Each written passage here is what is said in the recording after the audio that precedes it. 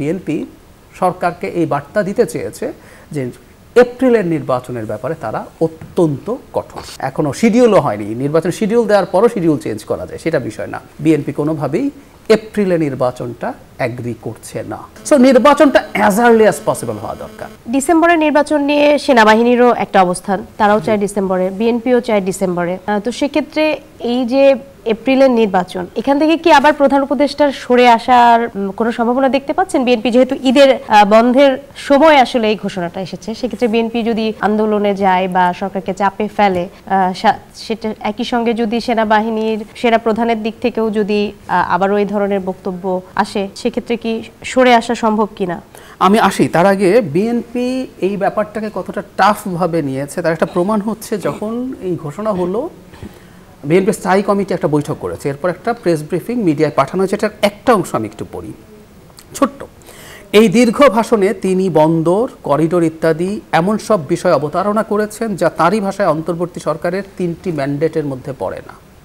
উনি 3টি ম্যান্ডেট বলেছিলেন, সংস্কার, বিচার এবং নির্বাচন। এই বাক্যটা আমি এর মধ্যে স্বাভাবিকভাবেই বিএনপি কেন নির্বাচন এপ্রিলের সঠিক বলে মনে করেন, আমরা এই আলোচনাও করবো। বিএনপি না, আমরা যে কেউ যদি বসে দেখি এপ্রিল আসলে সুটেবল মাস না। শেষে এই বাক্যটা আছে এই স্টেটমেন্টে, এই প্যারাগ্রাফের শেষে, ভাষণে তিনি শব্দচয়নে রাজনৈতিক ভব্যতার সীমা অতিক্রম করায় সভায় ক্ষোভ প্রকাশ করা হয়। মানে প্রধান উপদেষ্টা রাজনৈতিক ভব্যতার সীমা অতিক্রম করেছেন বলে বিএনপি স্ট্যান্ডিং কমিটি মনে করছে, তারা ক্ষোভ প্রকাশ করেছেন এবং সেটা তারা প্রেসে আসতে দিয়েছেন। এটা কিন্তু একটা অফিসিয়াল স্টেটমেন্ট, কোনো একজন নেতা ইনস্ট্যান্টলি বলেননি। তার মানে এটা কেয়ারফুলি রিটেন, ক্রাফটেড একটা স্টেটমেন্ট যার মধ্যে এই বাক্যটা আছে। আমি মনে করি এর মাধ্যমে বিএনপি সরকারকে এই বার্তা দিতে চেয়েছে যে এপ্রিলের নির্বাচনের ব্যাপারে তারা অত্যন্ত কঠোর, তারা এটা আসলে গ্রহণ করবে না।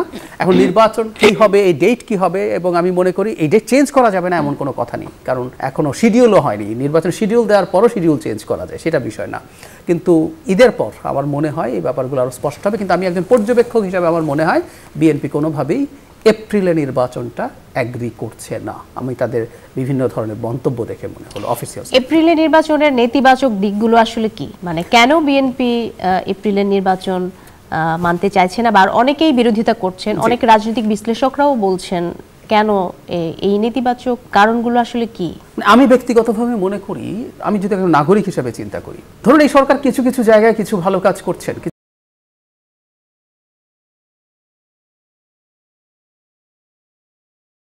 দিচ্ছে, কাঁদছে, হজে যেতে পারেননি, এরকম 2-4টা জায়গায় কিছু কিছু সাকসেস তো সরকারের আছে। আবার ভীষণ অব্যবস্থাপনাও আছে।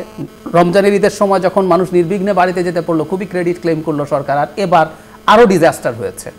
তো সুতরাং সব দিক আছে, কিন্তু যে জিনিসটা আমি মনে করি যে বাংলাদেশ একটা নির্বাচিত সরকার ছাড়া দেশে স্টেবিলিটি আসবে না। খেয়াল করুন, আমাদের আইন শৃঙ্খলার অবস্থা এখনও যথেষ্ট ভালো না।